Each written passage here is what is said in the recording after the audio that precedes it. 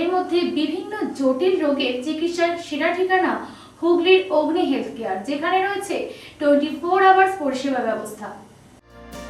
শুধুমাত্র মানুষের পাশে থেকে মানুষকে সেবা করার ব্রতি নিয়ে হুগলির মশাট বাজারে প্রতিষ্ঠিত হয়েছে অগ্নি হেলথ কেয়ার নার্সিং হোম, যেখানে একদম ঘরোয়া শান্ত পরিবেশে জটিল থেকে জটিলতম রোগের চিকিৎসা করা হচ্ছে। অগ্নি হেলথ কেয়ার প্রথম কবে থেকে স্টার্ট হয়েছে? হ্যাঁ, নমস্কার, আমি ডক্টর রতন সমাদার, অগ্নি হেলথ কেয়ারের মেডিকেল ডিরেক্টর। এই অগ্নি হেলথ কেয়ার মশাটির মুখে প্রথম পথ চলা শুরু করেছে 2021 সালের নভেম্বর মাসে। খুব সঠিকভাবে যদি আমরা বলি তাহলে আমরা 7 তারিখে নভেম্বর মাসে 2021 সালে লাইসেন্স পেয়েছি এবং আমরা 10 তারিখ থেকে পথ চলা শুরু করেছি। এখানে বর্তমানে কি ধরনের ট্রিটমেন্ট চলছে? দেখুন, আমাদের এই নার্সিংহোমটা মাল্টিডিসিপ্লিনারি নার্সিংহোম, 31 শয্যা বিশিষ্ট।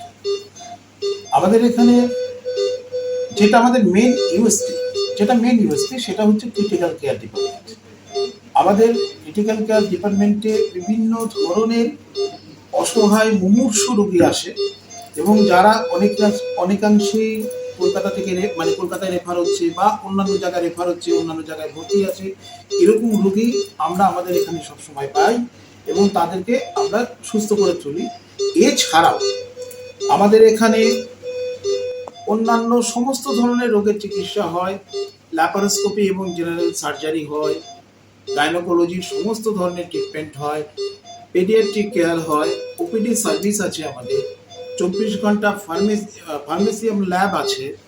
আমাদের বিভিন্ন ধরনের পেশেন্ট তো ওইভাবে বলে কখনো আসে না, অর্থাৎ আমরা যে ধরনের রোগী পাচ্ছি সেই ধরনের রোগীকে আমরা ডিটেক্ট করছি যে কোন ডিপার্টমেন্টের আন্ডারে তাকে রেখে চিকিৎসা করা যাবে এবং সেই ডিপার্টমেন্টের আমরা আন্ডারে রেখে আমাদের বিশেষজ্ঞ ডাক্তাররা চিকিৎসা করছেন। পেশেন্টরা কোথা থেকে আসছেন? আমাদের মূলত এই নার্সিংহোমকে বেস করে 10 কিলোমিটার যেটা রেডিয়াস যদি আপনি ধরেন, এই 10 কিলোমিটার রেডিয়াসের বিভিন্ন জায়গা থেকে পেশেন্ট আসে। এছাড়াও শ্রীরামপুর, আপনার রিসরা, কোন্নগর, ডানকুনি, বালি, বেলুর এই জায়গা থেকেও যেমন পেশেন্ট আসছে। আমাদের জাঙ্গিপাড়া থেকে পেশেন্ট আসে, আমাদের আরামবাগ থেকে পেশেন্ট আসছে, আমাদের এই আশেপাশে ফুরপুরা, জনাই, নালিকুল, সিঙ্গুর, তারকেশ্বর বিভিন্ন জায়গা থেকে পেশেন্ট আসছে। ডিস্ট্রিক্টের বিভিন্ন প্রান্ত থেকে আসছে। একদম। জেলার বাইরে থেকে কি আসছে? জেলার বাইরে থেকে আমাদের কাছে পেশেন্ট আসে। আমরা পাঞ্জাবের পেশেন্ট পেয়েছি, আমরা দিল্লির পেশেন্ট পেয়েছি, বা আমরা বাঁকুড়ার পেশেন্ট পেয়েছি, আসছে জেলার বাইরে থেকেও পেশেন্ট আসছে। ডক্টর আর ইনফ্রাস্ট্রাকচার এই দুটো ছাড়া একটা হসপিটাল বা নার্সিংহোম অসম্পূর্ণ। তো আপনারা এই দুটোর উপর কতটা জোর দিয়েছেন? প্রথম কথা হচ্ছে আমাদের মূল জোর হচ্ছে আমাদের ইনফ্রাস্ট্রাকচারের উপরে, আর আমরা মনে করি ডক্টরও ইনফ্রাস্ট্রাকচারের মধ্যেই ইনক্লুডিং।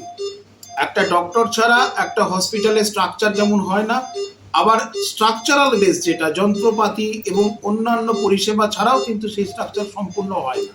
তাই দুটোর ওপরই আমাদের জোর প্রথম দিন থেকে আজ অবধি রয়েছে এবং আমরা ডে বাই ডে প্রতিদিন সেটাকে ইমপ্রুভ করার চেষ্টা করি এবং ইমপ্রুভ করে চলেছি, যার জন্যই আমাদের এই হসপিটালটা নো রেফারেল হসপিটাল নামে পরিচিত এবং এলাকায় এটা এইভাবে প্রসিদ্ধ যা যে কোনো ক্রিটিক্যাল পেশেন্ট যেটা অন্য জায়গায় হয় না সেটা অগ্নি হেলথ কেয়ারে হয়, তাই তারা আসে।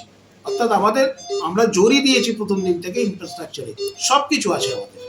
তো স্যার এই বিষয়টাকে কি ধরে নেব যে অন্যান্য নার্সিংহোমের থেকে আমাদের অগ্নি হেলথ কেয়ারে এটাই মেন ডিফারেন্স? অন্যান্য নার্সিংহোমের থেকে আমাদের অগ্নি হেলথ কেয়ারের মূল ডিফারেন্স হচ্ছে আমাদের ক্রিটিক্যাল কেয়ার পরিষেবা। আমাদের মূলত সব ধরনের যন্ত্রপাতি, ক্রিটিক্যাল কেয়ারের যে সমস্ত সুযোগ সুবিধা, যেমন ধরুন আমি বলে দিই যে একটা পেশেন্টের হঠাৎ করে রাত্রে দেখা গেল তার হার্ট ব্লক হয়েছে, হার্টবিট কমছে, এতে তো অঞ্চলের অনেক জায়গাতেই পেসমেকার, তাৎক্ষণিক যে পেসমেকার, টেম্পোরারি পেসমেকিং এর ব্যবস্থা নেই, সেটাও অগ্নি হেলথ কেয়ারে আছে। ওই রকম স্পেশালাইজড জিনিসও আছে, তার সঙ্গে নর্মাল সমস্ত পরিষেবা আছে। আমাদের ক্রিটিক্যাল কেয়ার পরিষেবাটা এই 24 ঘন্টা আমাদের যে সুদক্ষ ক্রিটিক্যাল কেয়ার টিম এবং রয়েছে, তার মধ্যে আমাদের সিস্টার, আমাদের টেকনিশিয়ান, ওয়ার্ড বয়, ডক্টর, আমাদের ক্লিনিক্যাল অ্যাসিস্ট্যান্ট, এই নার্সেসরা যারা রয়েছে, যারা সিস্টাররা রয়েছে, প্রত্যেকে মিলে আমাদের যে সুদক্ষ ক্রিটিক্যাল কেয়ার টিম রয়েছে, এটাই আমাদের ইউএসপি, এটাই আমাদের অন্যদের থেকে আলাদা করে চিহ্নিত করে। স্যার, আগে তো বেশিরভাগ মানুষই নিম্নবিত্ত থেকে শুরু করে মধ্যবিত্ত, অনেকেই স্বাস্থ্যসাথী কার্ডের উপর ডিপেন্ডেন্ট ছিল। বাট যেহেতু নতুন সরকার এসছে, বর্তমান সরকার, তো সেক্ষেত্রে পেশেন্টদের কি কোনো রকম অসুবিধার সম্মুখীন হতে হচ্ছে? আমাদের এখানে দেখুন, সত্যি কথা বলতে কি, স্বাস্থ্যসাথী পরিষেবা আমাদের কাছেও ছিল। এখন আয়ুষ্মান ভারত বলে একটি যোজনা এসছে, কিন্তু এই আয়ুষ্মান ভারত এখনো ফুললি ডেভেলপ না, আন্ডার প্রসেসে রয়েছে। অথচ স্বাস্থ্যসাথী পরিষেবাটাও কিন্তু বন্ধ হয়ে গেছে। সেক্ষেত্রে অবশ্যই গ্রামীণ রোগীরা একটু তো সমস্যার সম্মুখীন হচ্ছে অর্থনৈতিকভাবে, কিন্তু আমাদের হাসপাতালে এসে সেই সমস্যার সম্মুখীনটা হচ্ছে না। তার কারণ হচ্ছে, একটা কথা আমি শুধু একটু জানিয়ে দিতে চাই, হুগলি জেলা মধ্যে সব থেকে কম খরচ, লো বাজেটের হসপিটাল এই অগ্নি হেলথ কেয়ার। অন্যান্য হসপিটালে যে খরচ হয় প্রতিদিন হিসেবে, তার অর্ধেক খরচ এখানে। এছাড়াও যদি গরিব দুস্থ রোগী আসে, আমরা যদি বুঝতে পারি, তাদেরকে আমরা আরো অতিরিক্ত ছাড় দিয়ে থাকি, এবং সেটা আমাদের স্বতঃপ্রণোদিত, আমাদের বলে দিতে হয় না। কারণ আমাদের কাছে রোগীকে সুস্থ করাটাই মূল বিষয়। ম্যাম, অ্যাজ এ ফাউন্ডার আমি আপনার কাছ থেকে জেনে নেব যে কোন চিন্তাভাবনা থেকে প্রথম আপনি এই প্রতিষ্ঠান গড়ে তুলেছেন? চিন্তা ভাবনা বলতে প্রত্যেকটা মানুষের জীবনে একটা স্বপ্ন থাকে। আমারও জীবনে স্বপ্ন ছিল যে কিছু সেবা করা। আমি এইরকম ভেবে কিছু করিনি যে আমি একটা নার্সিংহোম করবো, বাট আমার ছোট বয়স থেকে একটা স্বপ্ন ছিল যে আমি সেবা করবো। সেটা বৃদ্ধাশ্রম হতে পারে বা সেটা অনাথ আশ্রম হতে পারে, এটা আমার খুব ছোট বয়সের একটা স্বপ্ন। সেই স্বপ্ন থেকেই আমি বা ডক্টর রতন সমাদ্দার, যখন রতন সমাদ্দার সাথে আলাপ হয়, তখন আমাদের দুজনেরই স্বপ্ন হলো যে না, আমরা একটা নার্সিংহোম করবো। বাট নার্সিংহোমটা এমন জায়গায় করবো যে একটা মফস্বলে করবো, যাতে অন্তত গরিব মানুষরা সেবা পায়। যদি আমরা চাইতাম তাহলে আমরা শহরের বুকে নার্সিংহোম করতেই পারতাম, বাট আমরা শহরের বুকে নার্সিংহোমটা এই কারণেই করিনি যাতে মফস্বলে করে বা মফস্বলের মানুষের থেকে অনেক সুযোগ সুবিধা পায়। এই ভেবেই আমাদের এই ছোট প্রয়াস থেকে আমরা এই নার্সিংহোম করি, আর এই পথ চলছি। কী কী পরিকল্পনা রয়েছে আপনার এই নার্সিংহোমকে নিয়ে? ভবিষ্যৎ পরিকল্পনা বলতে অবশ্যই নার্সিংহোমকে বড় করতে চাইবো। আমাদের ভবিষ্যৎ পরিকল্পনা হলো আমরা নিজস্ব একটা প্রতিষ্ঠান করব। এটা আমাদের রেন্ট প্রতিষ্ঠান, আমরা নিজস্ব প্রতিষ্ঠান করব, আরও বড় করব নার্সিংহোমকে, আরও বেশি বেড করব। এই পরিকল্পনাই আছে আমাদের। অগ্নি হেলথ কেয়ার, এই অগ্নি কথাটা কেন দিলেন? অগ্নি হেলথ কেয়ার কিছু ভেবে তো কিছু করিনি, অগ্নি এমনি এসছে আমাদের। কারণ নামের থেকে না, সেইভাবে কোনো নাম ভেবে করিনি, এমনি অগ্নি করেছি। মনে হয়েছে যে অগ্নি নামটা ঠিকঠাক, অগ্নি মানে আগুন, মানে অনেক কিছু ভেবে কিছু করিনি। হঠাৎ মনে হলো যে এই নামটা অগ্নি হেলথ কেয়ার রাখি, সেইভাবেই অগ্নি হেলথ কেয়ার রেখেছি। কিছু অ্যাকচুয়ালি অগ্নি health care critical base nursing home, doctor Ratan Samaddar আগেই বলেছেন যে উনি ক্রিটিক্যাল এক্সপার্ট। উনি মানে আমাদের অগ্নি হেলথ কেয়ারে সেই সমস্ত পেশেন্টগুলোই ঢোকে যেগুলো আদার্স নার্সিংহোমে থেকে কি বলবো, আদার্স নার্সিংহোম থেকে আসা পেশেন্ট, এবং অর্ধেক পেশেন্ট এখান থেকে সুস্থ হয়ে বাড়ি যায়।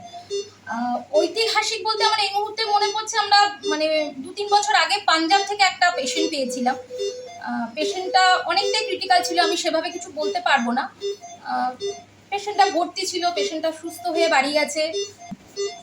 পেশেন্টদের কাছ থেকে আমরা ভালো সাড়া পাই, তাদের ফিডব্যাক আমরা যথেষ্ট ভালো পাই। তারা যখন পেশেন্ট নিয়ে বাড়ি যাচ্ছে, আশীর্বাদ করে দিয়ে যাচ্ছে, তোমরা বড় হও, তোমাদের নার্সিংহোম বড় হোক। আর প্রত্যেকটা স্টাফের ব্যবহার আমাদের প্রচণ্ডই ভালো। বর্তমান সরকারের কাছে আমার একটাই চাওয়ার, যে যদি স্বাস্থ্য পরিষেবাটাকে একটু উন্নত করা যায়। অবশ্যই উনি আয়ুষ্মান ভারতের পরিকল্পনা করছেন। এত বড় স্টেটে একটা আয়ুষ্মান ভারত করাটা তত সহজ ব্যাপার নয়, অনেকটাই একটা কি বলবো বড় ব্যাপার। এবং আয়ুষ্মান ভারত হলে গরিবদের যথেষ্ট উপকার হবে। আর আমি একটাই বলবো সরকারকে, যারা অ্যাপ্রোপ্রিয়েট পারসন, যাদের দরকার আয়ুষ্মান ভারতটা যেন তারাই পান। এই প্রতিষ্ঠানে রাত দিন 24 ঘন্টা অভিজ্ঞ চিকিৎসকদের তত্ত্বাবধানে অত্যন্ত যত্নের সঙ্গে যথাযথ পরিষেবা পাওয়া যায়। আগামী দিনে এই প্রতিষ্ঠান আরও পরিসর বাড়ানোর পথে এগিয়ে চলেছে, যেখানে তাদের বেড সংখ্যা বৃদ্ধি পেতে চলেছে। Chayan Roy report, Indian prime time, Hooghly.